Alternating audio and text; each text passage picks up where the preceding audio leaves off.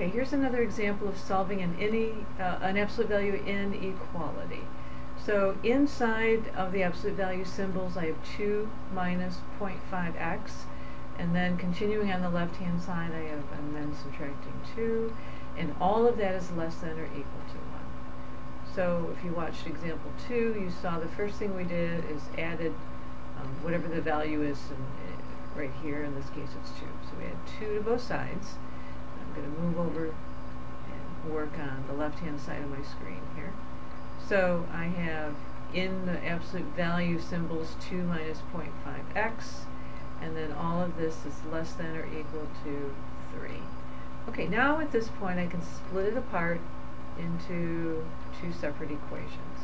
So on the left hand side, my first equation then becomes 2 minus 0.5x less than or equal to positive 3.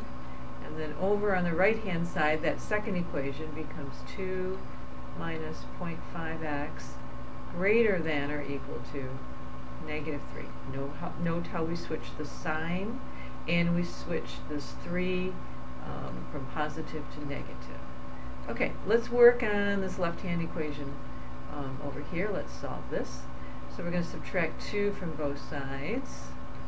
So I'm left with negative 0.5x less than or equal to 1. And now we have to divide both sides by negative 0.5. So I have x. Now I divided by a negative, so I have to remember to switch the sign. 1 divided by negative 0.5, well, that becomes negative 2.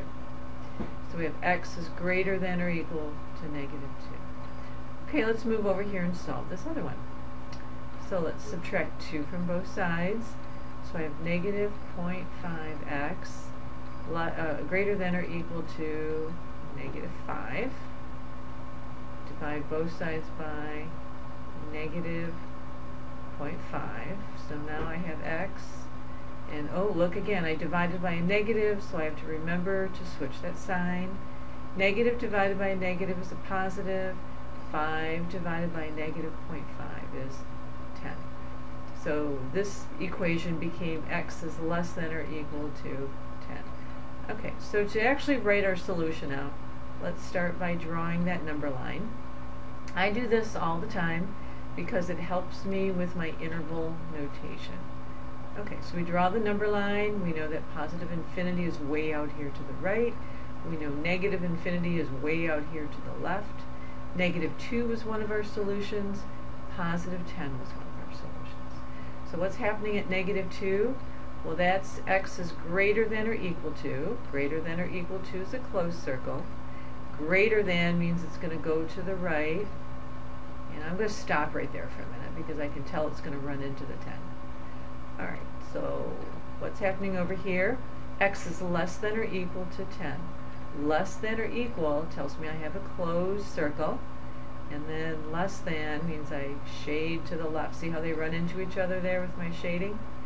Okay, so the solution to this absolute value inequality lies from negative 2 up to 10, and it includes negative 2 and it includes 10.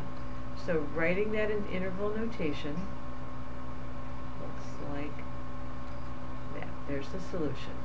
From negative 2 to 10, including negative 2 and including 10.